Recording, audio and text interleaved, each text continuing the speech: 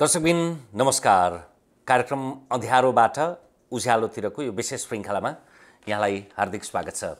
हाम्रा पछिल्ला श्रृङ्खलाहरूमा तपाईहरुले याद गरिरहनु भयो होला, हामीले परिचित अथवा पुनरावृत्ति भइरहने पात्र भन्दा पनि नयाँ विषय, नयाँ सन्दर्भ, नयाँ परिवेश र नयाँ पात्र मार्फत हामीले नवीनता उजागर गर्ने प्रयत्न गरिरहेका छौँ। त्यही त हो त तमसोमा ज्योतिर्गमय अर्थात् अँध्यारोबाट उज्यालोतिर।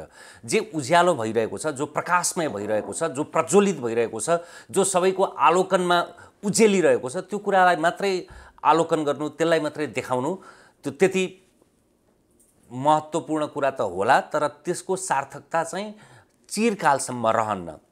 हामीले नेपालभन्दा बाहिर पनि ठुलो नेपाली समुदाय छ, नेपालमा जन्मिए पनि, नेपालमा नजन्मिए पनि नेपाली भाषाप्रति, नेपाली सभ्यताप्रति, संस्कृतिप्रति त्यो अपनत्व र त्यो माया छ। र अझ यो डिजिटल दुनियाँका कारणले गर्दाखेरि तपाईले काँचको पर्दामा टेलिभिजनमा मात्रै होइन, अब यी अन्तर्वार्ताहरू अभिलेखित पनि हुन्छन्, इतिहास पनि बन्छन्, संग्रहित पनि हुन्छन् र नयाँ पुस्ता माझमा पुस्तान्तरित पनि हुन्छन्। त्यसैले नेपाल आएको मेसोमा यो पटक हामीले सिक्किम सरकार, जो भारतको 22औं राज्य, भारतको भूगोलका दृष्टिकोणले सबैभन्दा सानो र जनसङ्ख्याका दृष्टिकोणले दोस्रो सानो राज्य सिक्किमका कृषि तथा श्रम मन्त्री लोकनाथ शर्मासँग संवाद गर्दैछौँ।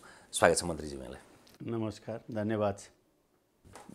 भूगोल फरक, परिवेश हुई कस्तो लाग्दो रहेछ नेपाल आउँदा, नेपालमा टेक्दाखेरि तपाईँलाई?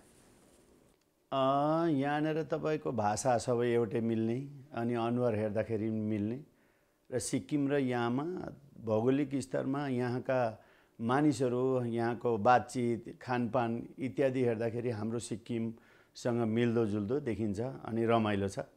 तपाईँ कहिलेपटक नेपाल आउनुभयो? यो मेरो चौथो पल्ट हो नेपाल। कहिले कहिले आउनुभयो? यो धेरै 25-30 वर्ष अगाडि, झन्नै तपाईँको 40 वर्ष अगाडि पनि हामी आइयो। सानै बालककाल हुँदाखेरि पनि त्यसै बाबाहरूसँग पछाडि घिस्रिँदै त्यस पश्चात आफै पनि आउँदाखेरि काठमाडौँ आउने, यसो घुम्न आउने इत्यादि कुराहरू गर्न बेला बेला आइन्छ यहाँ। र यो बिरानो मुलुक भन्ने लाग्दो रहेन रहेछ हैन? जम्मा जम्मी यत्रो जीवनमा तपाईँ 1900 क्षेत्रमा जन्मिनु भएको भनेपछि झन्डै तपाईँ 45-50 वर्ष पुग्न आँटिसक्नुभयो होइन? दशकमा एकपटक पनि आइया छैन ती मेची वारी र पारीले वारपार भएको ठाउँमा, तर पनि त्यो अपनत्व चाहिँ हुन्छ होइन? आफ्नोपन चाहिँ लाग्छ होइन? आफ्नोपन लाग्छ। म त्यसो त दशक होइन, हिजो अस्ति पनि मेची तल काँकरबिटाको त्यहाँनिर आँखा नेत्रालयमा मेरो श्रीमतीको उपचार गर्न आएको थिएँ। त्योभन्दा पछाडि 2019मा पनि आएको थिएँ। बिचमा 1-2 पल्ट त्यसै यहाँनिर कतिवटा कामले गर्दाखेरि आउने जाने यस्तो प्रक्रिया चलिरहन्छ। तपाईँ लामो समय सन् 1992 देखि 2013सम्म सिक्किमकै सशस्त्र प्रहरीमा काम गर्नुभयो। त्यस पछाडि राजनीतिमा आउनुभयो। नेपालमा पनि यो सन्दर्भ अहिले मिल्न आउँछ। लामो समय एउटा पेशा गरेर त्यस पछाडि अन्तिम गन्तव्यका रूपमा चाहिँ राजनीति हो, त्यो सेवा गर्ने भन्ने प्रयोजनबाट पनि मान्छे आउँछन्। कतिपय चाहिँ अब अरूतिरबाट प्राप्ति गरिसक्यो, आर्जन गरिसक्यो, अब त्यो अन्तिम मुकाम राजनीति हो भनेर ठान्छन्।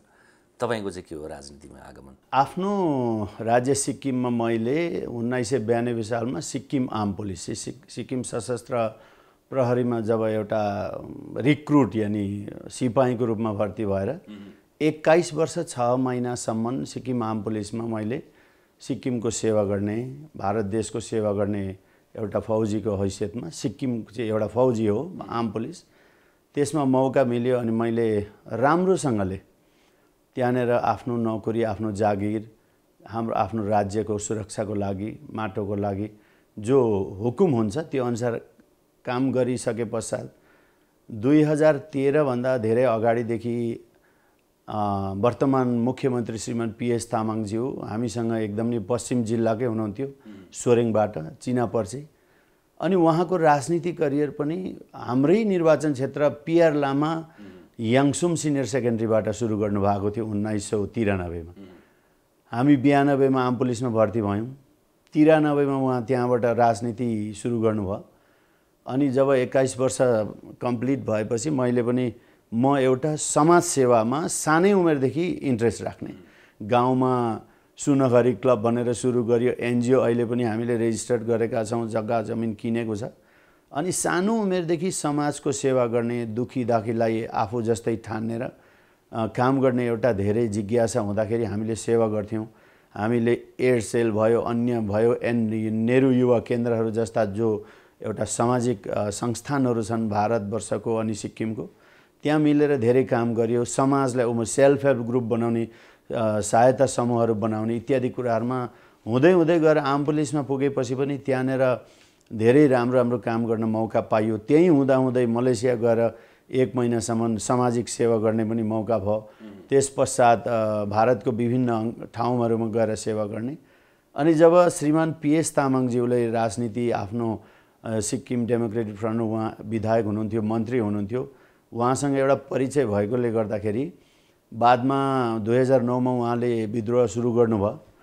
त्यस पश्चात चाहिँ उहाँको कार्यशैली, म पनि एउटा समाजलाई यति गरेँ, अब अझै पनि गर्ने इच्छा समाजप्रति, हाम्रो सिक्किमे समाजमा कुन क्षेत्रमा गएर के गर्न सकिन्छ भन्ने हेतु मैले परिवारसँग सल्लाह गरेर राजनीतिमा निस्किने। 2013मा अठोट गरेर नोभेम्बर 2013मा म सिक्किम क्रान्तिकारी मोर्चा पार्टी, श्रीमान PS तामाङज्यू वर्तमान मुख्यमन्त्री सिक्किम सरकार हुनुहुन्छ, उहाँको पार्टीमा गएर मैले 4 फेब्रुअरी तपाईको 2014मा पूर्ण रूपले जोरथाङको खेल मैदानमा पार्टीमा म संलग्न भएँ। संलग्न मात्रै हुनु भएन, त्यही वर्ष फेरि निर्वाचनै लड्नुभयो। लडेँ, उहाँ पार्टी अध्यक्ष निर्वाचनमा उठ्नु भएको भए चाहिँ जित्नुहुन्थ्यो, लड्नुभयो।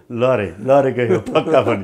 लडेर एकदम नि कम्ती मार्जिनले म परास्त भएँ। तर त्यो चाहिँ मेरो लागि एउटा सुरुवात थिएछ। सिकाइ भनेको भोट लडेर हारेको भोलिपल्टदेखि फेरि मैले सुरु गरेँ गेजिङ हस्पिटलबाट। सबै नेताहरू अब भोट हारेपछि कोही कता जाने, रेस्ट गर्ने इत्यादि कुरा हुन्थ्यो। तर मेरो मनले मानेन। म त हार्न र जित्नका लागि राजनीति आएको होइन, म त समाजको सेवा गर्नु, सिक्किममा केही गर्न सकिन्छ कि भन्नु, त्यसको लागि आएकोले गर्दाखेरि मलाई कहिल्यै पनि विस्मत भएन क्या। म राजनीतिमा उठेँ, म लडेँ, म पराजित भएँ, दुखी भएँ भन्ने मैले कहिल्यै सोचिनँ। भोलिपल्टदेखि नै राजनीतिको फेरि सुरु गर्दाखेरि 2019मा फेरि पार्टी अध्यक्षले मलाई त्यही निर्वाचन क्षेत्रमा फेरि उम्मेदवारी दिनुभयो। अनि मैले धेरै बहुमतले भोट जितेँ। जित्नु मात्रै भएन, त्यति बेला त सूचना तथा सञ्चार मन्त्री पनि बन्नुभएको थियो होइन? होइन, म भोट जितेपछि सूचना सञ्चार मन्त्री, प्रिन्टिङ एन्ड प्रेसको पनि म थिएँ। पशुपालन, बागवानी, कृषि, यी धेरैवटा मन्त्रालयहरूमा मलाई जिम्मा दिनुभएको छ। यो अब सिक्किम, अब यसको इतिहासको कुरा गर्ने हो भने त यो कुनै बेला स्वतन्त्र थियो, कहिले भारतको अधीनस्थ भयो र 1975 मे 16देखि विधिवत रूपमा अब त्यो ल्यान्ड अफ दोर्जेको भूमिका भनेर भनिन्छ। नेपालमा पनि सिक्किमीकरण, फिजीकरण भनेर बडा त्यो जार्गन बनाइन्छ, भुटानीकरण भनेर भनिन्छ। त्यस पछाडि 1975 ताकाको ल्यान्ड अफ दोर्जे, त्यस पछाडि नरबहादुर भण्डारी, त्यस पछाडि 25 वर्षसम्म पवन चामलिङ र अहिलेको PS गोले, यिनीहरूलाई एउटा साक्षी भावबाट आजको मन्त्री एउटा पार्टीको मान्छे अथवा तपाईँ त्यहाँ जुन तपाईँको पार्टी छ त्यो पार्टीको मात्रै होइन, तपाईँ त त्यो सिक्किम क्रान्तिकारी मोर्चा अन्तर्गतको सिक्किम क्रान्तिकारी किसान मोर्चाको उपाध्यक्ष पनि हुनुहुन्छ। त्यसको टोपी निकालेर हेर्ने हो भने यी विभिन्न कार्यकाललाई, ती चरणहरूमा एउटा सिक्किम चाहिँ स्वतन्त्र देशबाट एउटा राज्यमा खुम्चिएर फेरि अर्को एउटा त्यहाँभित्रको एउटा फरक इकाइ हो, हामीले गर्व गर्नुपर्छ भनेर फेरि तङ्ग्रिँदै जुर्मुँदै गरेको अवस्थालाई कसरी हेर्नु भएको छ एउटा नागरिक भएर? तपाईँको सिक्किम एउटा राष्ट्र थियो। राष्ट्रबाट 1975 सालदेखि एउटा राज्य भारतको 22औं अङ्ग भयो। त्यहाँदेखि यता जति मुख्यमन्त्री महोदय हुनुहुन्थ्यो, जति त्यहाँका सरकार चलाउने तन्त्रहरू हुनुहुन्थ्यो, सबैले आफ्नो आफ्नो समयमा आफ्नो आफ्नो गतिमा काम गर्नुभएको छ। यसलाई नगर्न सकिँदैन। आफ्नो आफ्नो समयमा केही न केही काम गरेर सिक्किमलाई कसरी विश्वमा चिनाउने यो तर्फ सबैले गरेका छन्। यहाँ कसैले गरेको छैन भन्ने मन्तव्य हुन सक्दैन। त्यहाँदेखि यहाँसम्म आउनका लागि आफ्नो आफ्नो कार्यकालमा आफूले चलाउनु भएको छ। र वर्तमान स्थिति हेर्नु हो भने सिक्किम क्रान्तिकारी मोर्चा पार्टीको सरकार 2019मा 27 मेमा सुरु भयो जनताको अगाडि। त्यस पश्चात सिक्किमे जनतामा एउटा उन्मुक्ति छाएको जस्तो मलाई लाग्छ। तपाईँ त्यो पार्टीको छारीमा हुनुहुन्छ, त्यो लाग्नु स्वाभाविकै हो नै। समाज तपाईँको यो पार्टीमा नहेरौँ, तर पनि जनताले विभिन्न तरिकामा गरिखाने, जो हाम्रो मुलुकमा भनेदेखि 80% जति त गाउँमै बस्ने हो, गाउँले नि हो, खेती किसान गर्ने हो या सानोतिनो व्यवसाय गर्ने हो, इत्यादि कुराले चल्ने हो। त्यहाँदेखि कर्मचारी, ठेगादार, व्यवसाय गर्ने भन्ने थोरै मात्रामा हुनुहुन्छ। तर वर्तमान स्थितिमा आउँदाखेरि यी सबै कुरालाई सम्बोधन गर्नको लागि सम्माननीय पार्टी अध्यक्ष एवं मुख्यमन्त्री श्रीमान PS तामाङज्यूको अगुवाईमा सिक्किममा एउटा परिवर्तन आएको छ मलाई लाग्छ। या त बाहिरबाट त्यो परिवर्तन यस अर्थमा पनि हो कि 25 वर्षसम्म जननिर्वाचित नै भए पनि सिक्किम भनेको पवन चामलिङ भनेको सिक्किम जस्तो त्यो एक प्रकारले पुनरावृत्ति भइरह्यो भने त्यो इतिहास त हुन्छ, तर निरस पनि हुन्छ। त्यसको हकमा त्यो दृष्टिकोणले चाहिँ रूपान्तरण होला। अब अरू दृष्टि त तपाईँहरूले भोग्ने कुरा भयो। त्यसो भन्न पनि मिल्दैन। आफ्नो कार्यकालमा आफूले कसरी निर्देशन गर्नुभएको छ, सञ्चालन गर्नुभएको छ, त्यो बाहिरबाट पढ्ने कुरा हुन्छ।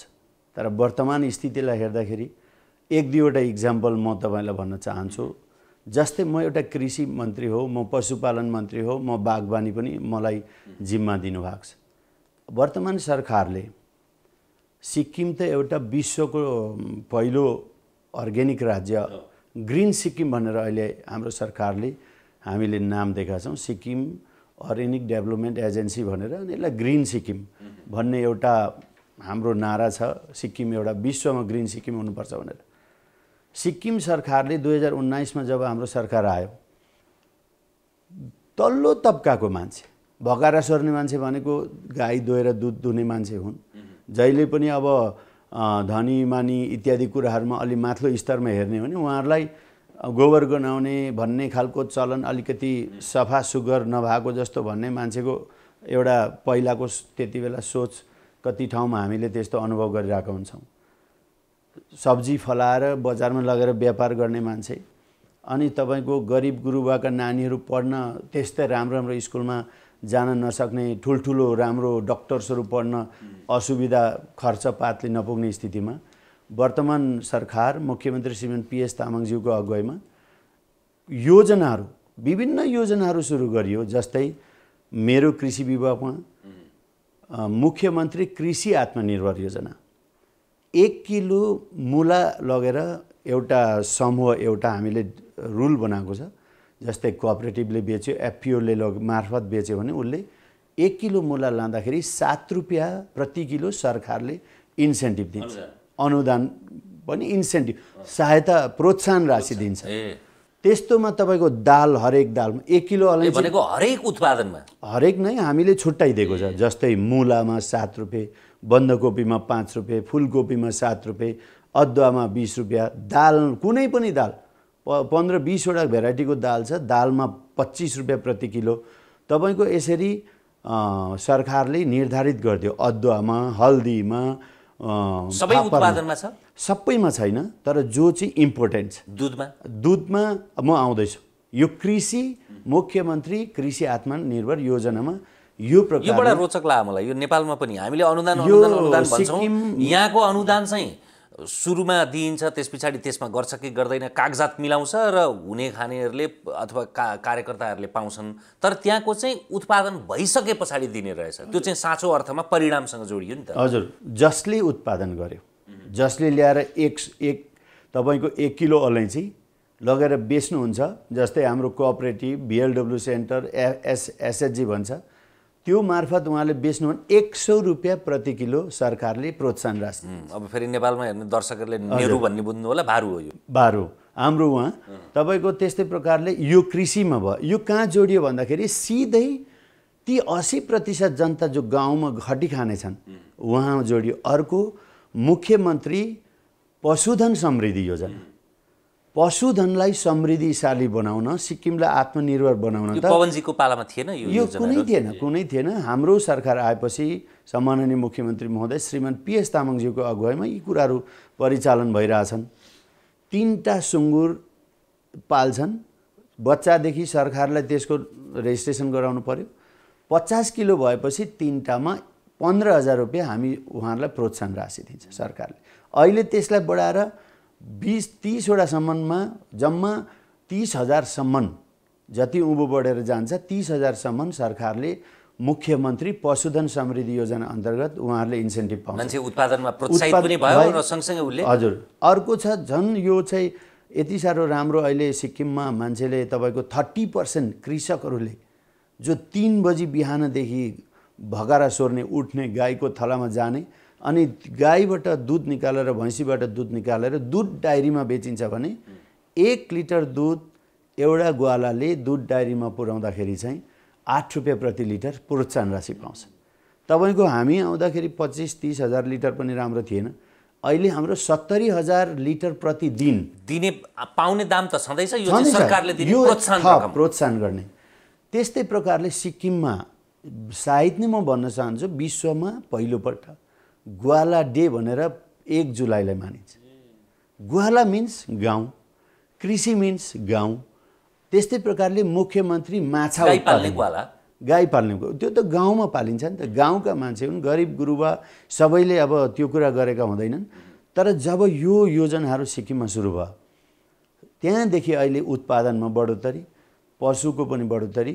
अनि अर्को छ मुख्यमन्त्री माछा उत्पादन योजना। सिक्किम भनेपछि पहाडमा कहाँ माछा हुन्छ? तर हाम्रो पनि कत्रो भन्दा 7,096 वर्ग किलोमिटर। हजुर त्यतिमा 76,000 हेक्टर जमिन मात्रै खेती योग्य छ। त्यति मात्रै अर्ग्यानिक सर्टिफाई गरिएको छ। अरू त पहाड छ, ढुङ्गा छ। 35% त पुरा तपाईँको एउटा राष्ट्रिय निकुञ्जले ढाक्छ। अब अरू सबै चर्चिएको जमिन भन्ने हो नि त वन जङ्गलले सायद 60-65% एकदम नै सकिन्छ। त्यस्तोमा पनि हामीले हाम्रो सरकार आएपछि मुख्यमन्त्री माछा उत्पादन योजना, यो योजनामा सरकारले 60% माछा उत्पादन गर्ने, जस्तै मलाई जाल हार्यो म जाल हानेर माछा लिएर म व्यापार गर्छु भनेको उसले लाइसेन्स निकाल्नु पर्यो। लाइसेन्स बनाउनु, त्यो जाल किन्नु, के किन्नुको लागि उसले लोन लिन्छ भने 60% सरकारले तिर्दिन्छ। 500 यो अन्तरालमा जब म कृषि मन्त्री, मेरो माछाको पनि विभाग मसँगै हुँदा 500 फ्यामिलीभन्दा बेसीले माछा उत्पादन गरेर नेसनल लेभलमा हाम्रोले एवार्ड पायो। त्यो सिक्किम चाहिँ जस्तो तपाईँहरूले यति ठुलो परिमाणमा प्रोत्साहित दिनुभएको छ नि, यसले अब कतिपयलाई चाहिँ अल्छी बनाउँछ भन्ने पनि होला। सरकारले अनुदान दिनु, प्रोत्साहन दिनु, के दिनु, त्यसलाई जसरी पनि हेर्न सकियो। प्रोत्साहित धेरै छन् कि यसले अल्छी बनाएको छ धेरैलाई? होइन, यो त क्लियर छ नि, जसले गरे उसले पाए नि त। जो मान्छे अल्छी छन्, जो मान्छे गर्दैन उसको हातमा त पैसा पुग्दैन। तपाईँले 1 किलो अलैँची बेच्नु भयो भने त तपाईँले 1 किलो इन्सेन्टिभ दिने हो। म त बेच्दिनँ, केही गर्दिनँ, म त केही पनि पाउँदिनँ। 1 किलो मुलाकै तपाईँले 5 रुपियाँ दिनुहुन्छ भने त 8 रुपियाँ भयो। दाम 5 रुपियाँ पर्यो, हामी 7 रुपियाँ किलो दिन्छौँ। त्यही त भनेको मैले भन्न खोजेँ तपाईँहरूले 1 किलो मुलाको कति दिनुहुन्छ? 7 दिनुहुन्छ। 7 भनेको नेपालीमा गर्दा झन्डै 12 रुपियाँ। 12 रुपियाँ त सरकारले नै एस्योर गरिदियो। अब त्यो बिक्री हुँदै भएन, सित्तैमा मिल्काउनु पर्यो, खोले खुवाउनु पर्यो भने पनि पायो पैसा? नै पाउँदैन, बिक्री गरेको हुनु पर्यो। जस्तै हाम्रोमा सिमफेड भन्छ, कोअपरेटिभ छ, सेल्फ हेल्प ग्रुप छ, फार्मर प्रोड्युसर अर्गनाइजेसन FPO छ। घरमा खाने प्रयोजनबाट उत्पादन गर्यो भने चाहिँ पाएन, बिक्री गर्नु पर्यो। त्यो बिक्री गरेपछि उहाँहरूको इन्ट्री हुन्छ, उहाँहरूको यति जमिनमा यति खेती भयो र उसले लगेर यहाँ बेच। जस्तो अब नेपालमा अर्को एउटा के अभाव छ भने उत्पादन हुन्छ, किसानले अब यहाँ त ठुलो परिमाणमा खुला सिमाना हो, भारतबाट आउँछ, चीनबाट आउँछ, तेस्रो मुलुकबाट आउँछ होइन।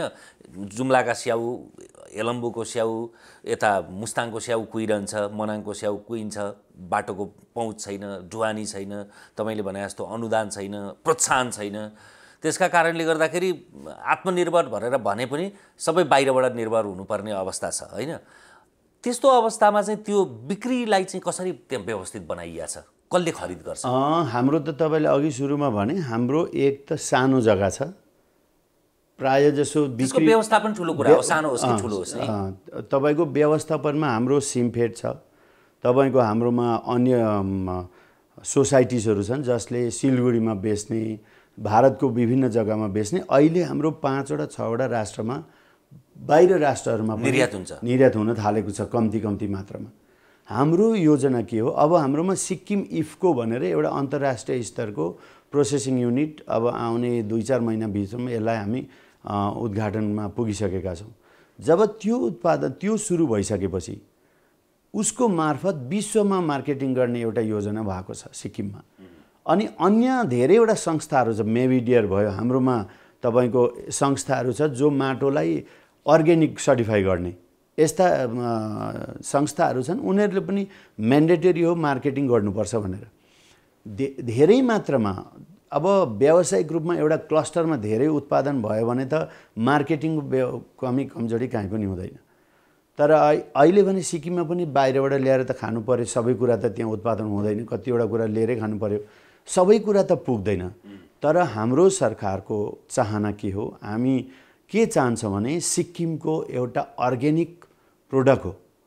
त्यहाँ त इनअर्ग्यानिक भन्ने त कुनै केही पनि छैन उत्पादनमा। अर्ग्यानिक उत्पादनलाई हामी विश्व बजारमा मार्केटिङ गर्नको लागि एकदम नै कोसिस गरिरहेका छौँ। धेरैवटा संस्थाहरूले सुरु पनि गरेका छन्। अब हामीलाई चाहिँ खाँचो छ बल्कमा प्रोडक्सन। अब अलिकति सभ्यता संस्कृतिको कुरा गरौँ। त्यहाँको सरकारी कामकाज भनेर अफिसियल ल्याङ्ग्वेज भनेरै नेपाली, लेप्चा, सिक्किमेली र अङ्ग्रेजीलाई मान्यता दिएको छ। थप अफिसियल भाषा भनेर गुरुङ, लिम्बू, मगर, मुखिया, नेवारी, राई, शेर्पा र तामाङलाई पनि भनेको छ। तर यति धेरै भाषाभाषीलाई त्यो उदारपन देखाए पनि 80% भन्दा बढी नेपालीमै बोलचाल पनि हुन्छ, कारोबार पनि हुन्छ, काम पनि हुन्छ, सरकारी कामकाजको भाषा पनि निरूपण हुन्छ। र संयोग के हो भने यस अघिका मुख्यमन्त्री पनि पवन चामलिङ मात्रै होइन, उहाँ किरण भन्ने उपनामले चिनिन्थ्यो होइन। यो नेपालमा एकदमै चर्चित गीत छ मनिला सोताङ र उदय सोताङको छिनछिनमै हाँस्न मन लाग्छ, छिनछिनमै रुन मन लाग्छ। त्यो गीतको रचनाकार पनि उहाँ हुनुहुन्छ। अरू थुप्रै सिर्जना छन्, मैले दर्शकलाई बुझ्ने गरी। र अहिलेको PS गोले पनि उहाँ त यति रत्तिने कि यो यसमा नेपाली भाषामा चलचित्र बनायो र त्यहाँका कलाकारलाई निश्चित प्रतिशत त्यहाँका कलाकार, निश्चित प्रतिशत त्यहाँका प्राविधिक राख्यो भने करोडौँ रुपियाँ चाहिँ के अरे इन्सेन्टिभ दिने भनेर त्यो प्रोत्साहन ल्याउनु भएको थियो। म्युजिक भिडियो खिच्नदेखि लिएर, पुस्तक निकाल्नदेखि लिएर, लिटरेचर फेस्टिभलदेखि लिएर, अनि दसैँ तिहारमा देउसी भैलो खेल्न त उहाँ रातभरि बसेर जति आउँछन् के अरे हजारौँ, 10,000 मात्रै होइन, लाखौँ तपाईँको के अरे भिक्षा दिने अरे के भनेको। त्यति त्यसलाई प्रोत्साहन गरौँ भनेर लाग्ने।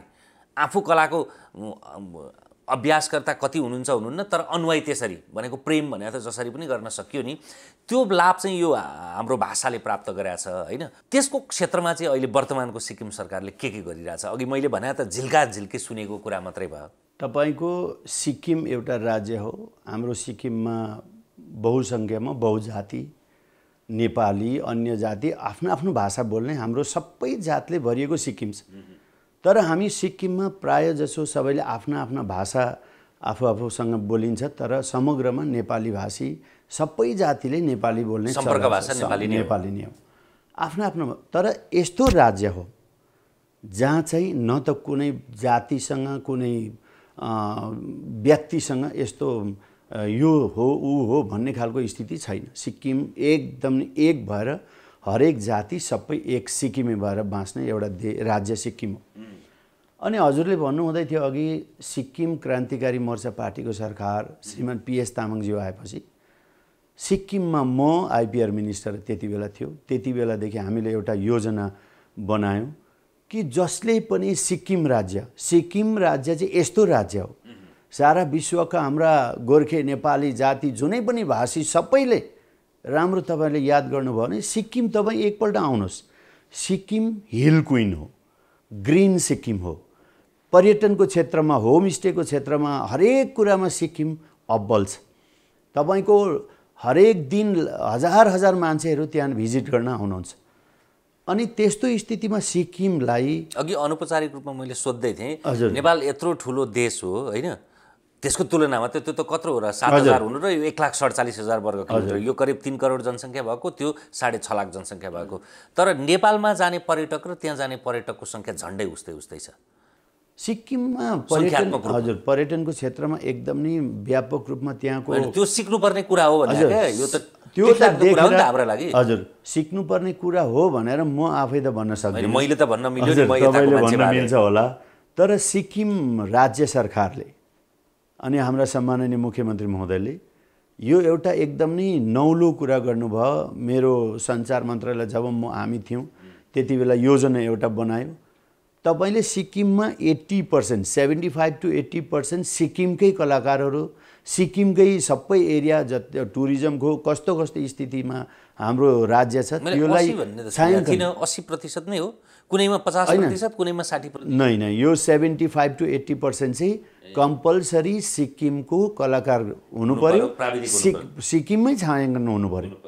त्यति गरेपछि सरकारले 20 लाखदेखि लिएर 1 करोडसम्म इन्सेन्टिभ दिने हो। त्यसलाई एउटा कमिटी बनाइएको छ, त्यो कमिटीले छानबिन गर्छ, हो होइन सबै गरेपछि अहिले भटाभटी पैसा यहाँ नेपालका पनि धेरैजना कलाकारहरू या निर्माताहरूले त्यहाँ काम गरिरहनु भएको छ। कतिवटा फिल्म त रिलिज पनि भइसक्यो। अनि हाम्रै सिक्किमबाट धेरै निर्माताहरू हुनुहुन्छ, उहाँहरूले पनि धेरै काम गरिरहनु भएको छ। एउटा मौका हो सिक्किमलाई विश्व स्तरमा चिनाउने, एक कुरा हो। अर्को सिक्किमको भूगोल अनि पर्यटक क्षेत्रमा यसलाई वृद्धि गर्ने एउटा सरकारको नियम हो।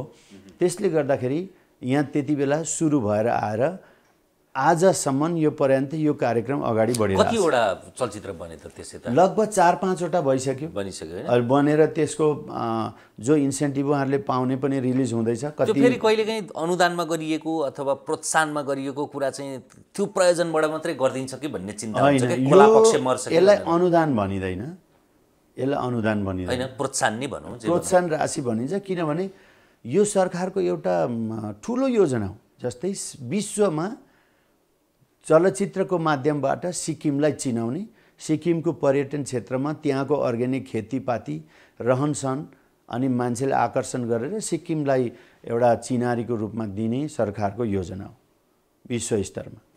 त्यसले त्यसो भए त्यो तपाईहरुले त्यो गरिसके पछाडि जनस्तरबाट त्यसको पृष्ठपोषण अब मात्रै सुरु हुँदैछ। भर्खर फिल्महरू रिलिज हुँदैछन्, सिक्किमको भूभागहरू देखिँदैछ, सिक्किमका झरनाहरू, सिक्किमका पहाडहरू, सिक्किममा हाम्रो रोडोडेन्ड्रम फुलहरू, हाम्रा खेतीपातीहरू, तपाईको यस्तो यस्तो जग्गाहरू छन् तपाईको जहाँ हेर्न मानिसहरू 1 महिना गएर बस्ने ठाउँ छ। अब अहिले त झन् सिक्किम सरकारले पर्यटनलाई प्रोत्साहन दिनको लागि अब लगभग 1000 भन्दा बेसी गाउँ-गाउँमा होमस्टे अब बाँडिँदैछ। त्यहाँका ट्रेडिसनल लेप्चा भने लेप्चा हाउस बनिन्छ, नेपाली हाउस, भुटिया हाउस, त्यसरी बनाएर गाउँमै ढिकी, जाँतो, गाई, बाख्रा, आफ्नो सानो कोठेबारी इत्यादि कुराहरू आफै पकाइ खाने, के गर्ने।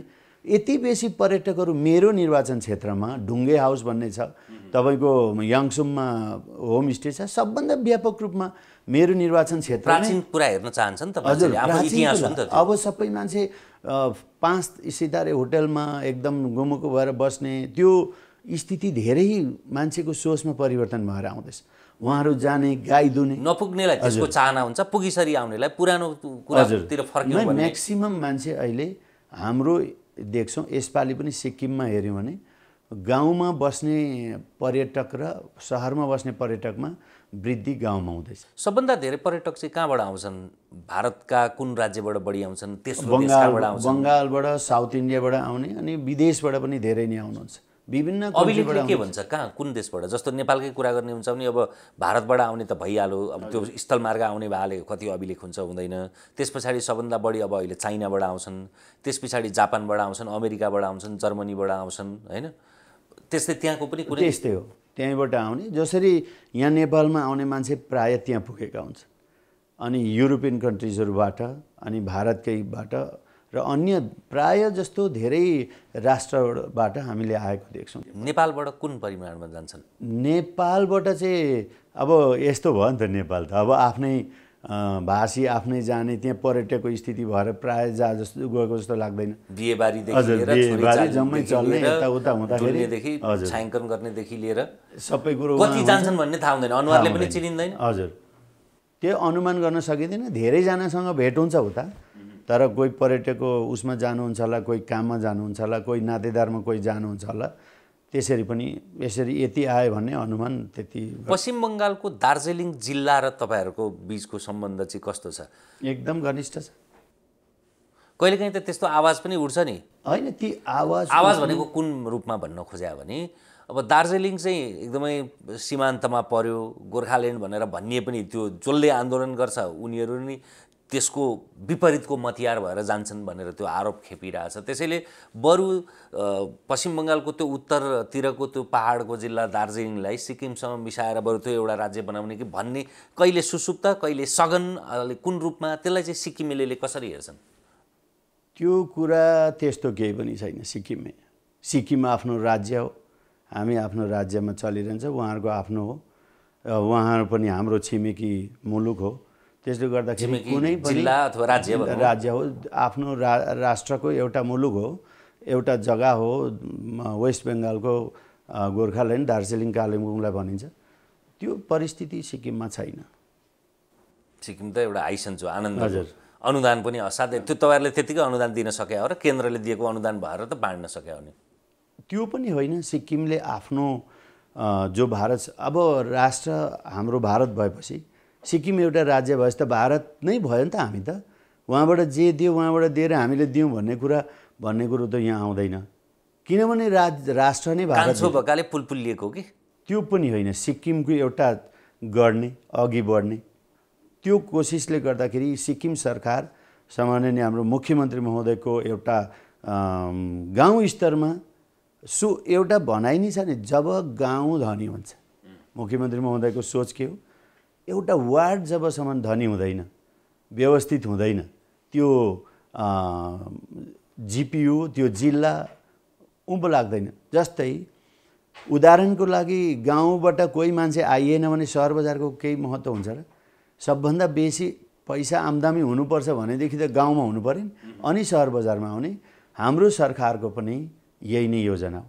गाउँमुखी सरकार हो। गाउँको मान्छे डेभलप हुनु पर्यो, धनी हुनु पर्यो, पढालेखा हुनु पर्यो, त्यहाँदेखि आएर सहर बजारसम्म उन्नति गर्ने कुरा हो।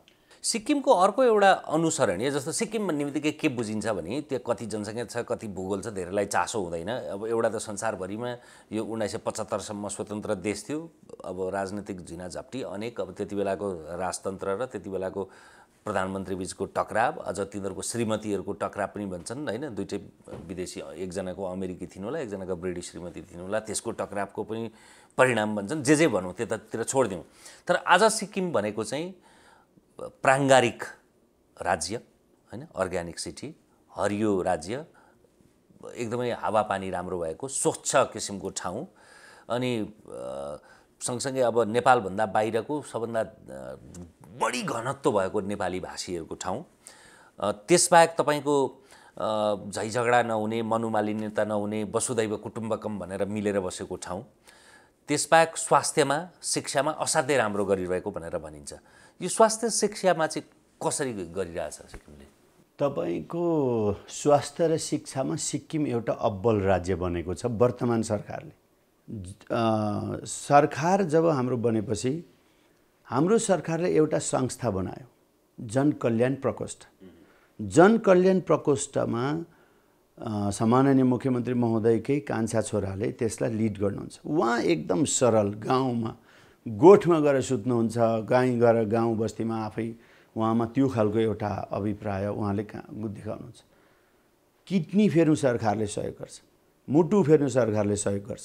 तपाईँको कुनै पनि रोग होस्, गाउँको गरिब गाउँमा बिमार भयो भने जनकल्याण प्रकोष्ठको माध्यमबाट गाउँमा एम्बुलेन्स पठाएर गाउँबाटै उहाँलाई ल्याएर स्वास्थ्य उपचार गराएर जाति बनाएर घर पुर्याउने सिक्किम सरकार हो।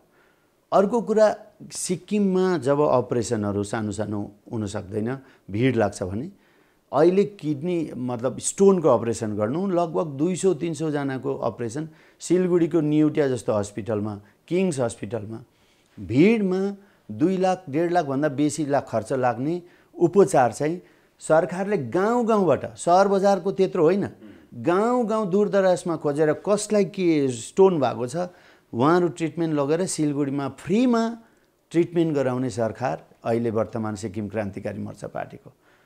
यो तपाईँको अपरेसन गर्नु दिल्ली जानु पर्यो, कलकत्ता जानु पर्यो, भेलोर जानु पर्यो, बम्बई जानु पर्यो, क्यान्सर लाग्यो, कुनै पनि रोग लाग्दा सरकारले कर्मचारी हो भने त उसले रिमर्समेन्ट पाउँछ। जसले रिमर्समेन्ट पाउँदैन उसलाई सिक्किम सरकारले सहायता गर्ने काम मुख्यमन्त्रीले गर्नुभएको छ। हाम्रो त्यति मात्रै होइन, सिक्किममा डाक्टर्सको एकदम कमी छ। 50 जना डाक्टर फ्रीमा वर्षमा 20 लाखभन्दा बढी खर्च लाग्छ एउटा डाक्टर पढ्नुको लागि, एमबिबिएस गर्नुको लागि। सस्तो हुँदो रहेछ भनेको 32 लाखमै हुँदो रहेछ नेपाली। एक सालमा 20 लाखभन्दा ज्यादा खर्च लाग्छ। त्यो खर्च डल्लै सरकारले गरिदिन्छ। 50 जना लास्ट इयरदेखि स्टार्ट भयो, 50 पहिला, 80 जना जम्मा, अरू फेरि स्कलरसिपमा पढ्छन्। यसपालि त मेरो निर्वाचन क्षेत्रबाट 4 जना डाक्टर भए। डाक्टर निट पास गर्यो, निट पास गरेपछि उहाँहरू 32 वटा निर्वाचन क्षेत्र छ, 31 वटा निर्वाचन क्षेत्र, एउटा सङ्घ सिट हो। त्यसबाट मेरै निर्वाचन क्षेत्रमा 4 जना डाक्टर हिजो अस्ति हाम्रो स्वतन्त्रता दिवस 15 अगस्तको दिन हामीले उहाँहरूलाई अभिनन्दन चढायौँ।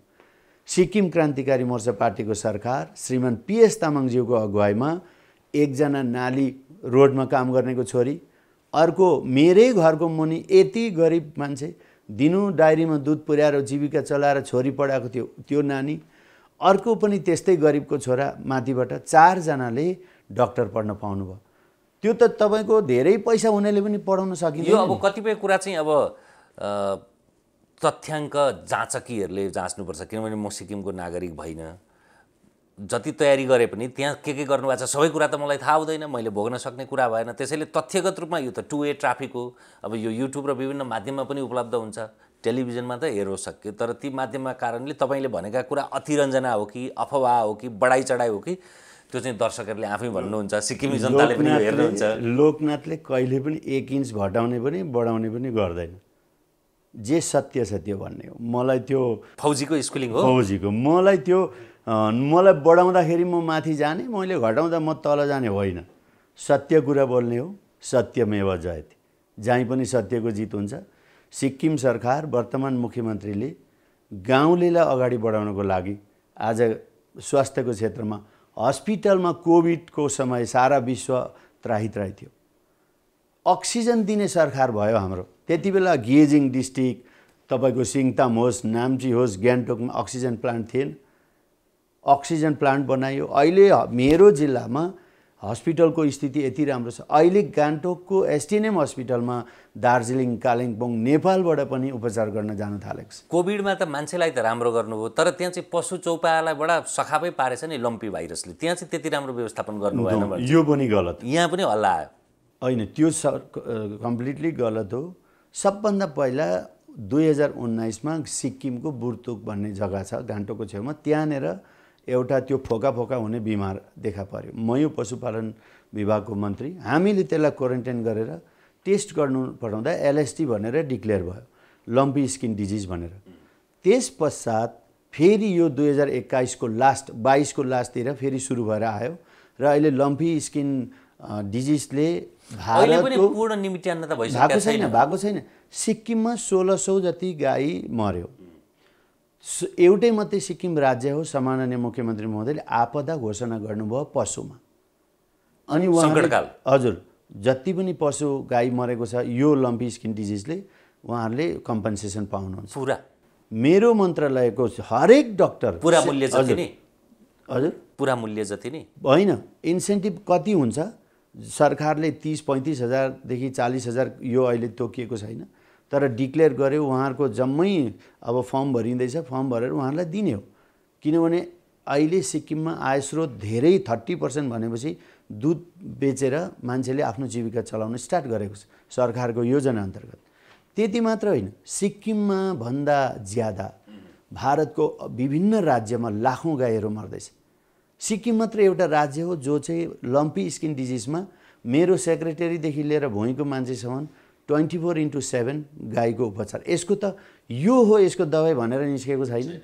यो कोरोना जस्तै हो नि, यसको यही भ्याक्सिन लाउँदा यो जाति हुन्छ भनेर निस्केको छैन। तर पनि हाम्रो सरकारले, मुख्यमन्त्री महोदय, चिफ सेक्रेटरी, हामी सबै लागेर कसरी हुन्छ दबाई पानी एन्टिबायोटिक दिएर हुन्छ एकदम नै कन्ट्रोलमा आउन थालेको छ। अनि जतिको नोक्सान भएको छ सिक्किम सरकारले भुक्तानी गर्ने आपदा डिक्लेयर गरिसकेको छ भनेदेखि सिक्किम मात्र एउटा राज्य हो जसले पशुपालकलाई जब नोक्सान पर्छ उहाँलाई पनि सान्त्वना होस्, उहाँहरूलाई उकास्नको लागि योजना बनाएको छ। तपाईँ अब अर्को देशको राजनीतिज्ञ मन्त्री हुनुहुन्छ हैन, संस्कृति मिल्ला, संस्कार मिल्ला, भाषा मिल्ला, जे मिल्ला भए पनि प्रशासनिक र राजनीतिक रूपमा त हामी नेपाल र भारतका भयौँ नि त। यद्यपि सानैदेखि हुर्केको त नेपालका सञ्चार माध्यम, अखबार, अब अहिले त झन् तपाईँले अनलाइनबाट पनि समाचार पढ्न सक्नुहुन्छ, युट्युबबाट भिडियोहरू हेर्न सक्नुहुन्छ, सोसल मिडियाबाट पनि प्रशस्त रूपमा नेपालका विषयमा त बेखबर हुनुहुन्न। नेपालले गरिरहेको गतिलाई अथवा नेपालमा भएको रूपान्तरणलाई अथवा नेपाललाई कसरी हेरिरहनु भएको छ एउटा भारतीय नागरिकका रूपमा नभएर, भारतीय मन्त्रीका रूपमा नभएर, एकजना नेपाली भाषी शुभेच्छुकका रूपमा? मैले हेर्दाखेरि नेपालमा पनि धेरै प्रगति भएको छ, जो पहिला हामी आउँथ्यौँ अहिले आउँदाखेरि।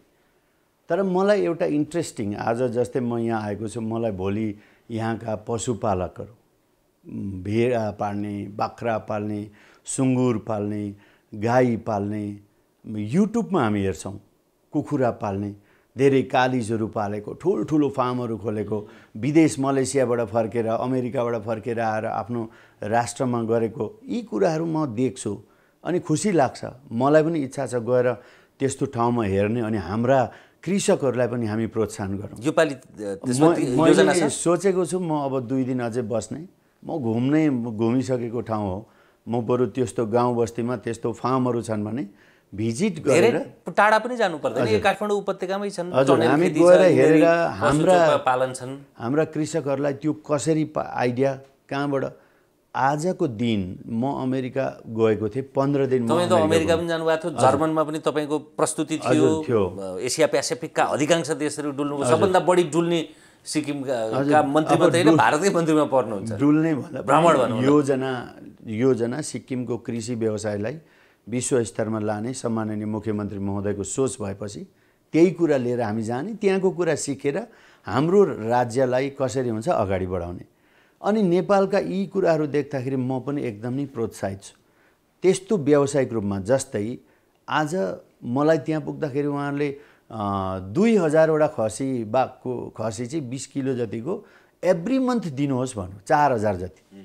त म आएर खोजी गर्दा हाम्रोमा त एकखेप 4000 भेला पारेर लाँदा फेरि भोलिपल्ट अर्को महिना दिने छैन। अनि यहाँ हेर्छु उहाँहरूले 2000 1000 पालेको, कालिज पालेको, भट्टै चरा पालेको, एकदम व्यावसायिक रूपमा उहाँहरूले व्यापार गरेको पनि हामी देख्छौँ। अनि त्यो कुरालाई पनि हामीले नेपालबाट सिक्ने कुरा हुन्छ।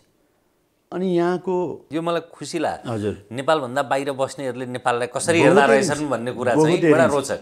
अनि मलाई इच्छा पनि थियो, जस्तै एकजना शर्माले बुङ्गुर पालेर ठुलो फार्म गर्नुभएको रहेछ, बाहुनको छोरो।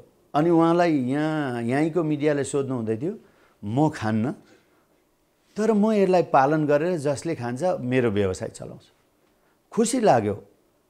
यो स्थितिमा आएर नेपाल पनि यति माथि आइपुगेछ जस्तो मलाई लाग्यो। अनि विशेष गरेर यहाँको कृषि पशुपालन व्यवसायलाई अब सबैतिर त म भन्न सक्दिनँ, जो हामीले युट्युबतिर हेर्दाखेरि हेर्ने इच्छा छ, भयो भनेदेखि हामी भोलि पर्सिको दिन त्यस्ता ठाउँहरू पनि गएर हेरेर हाम्रो साथीहरू पनि हामी थुप्रो आएका छौँ। आवश्यक पर्यो भने कुन ठाउँमा जाने, कस्तामा जाने म पनि समन्वय गर्न तयार छु। तपाईँले सहयोग गर्नुभयो भने म एकदमै जाने, गएर हेरेर त्यसलाई लिएर हाम्रो साथीहरू पनि आउनु भएको छ, उहाँहरूले पनि हेर्ने अनि एका दोस्राबाट सिक्ने हो।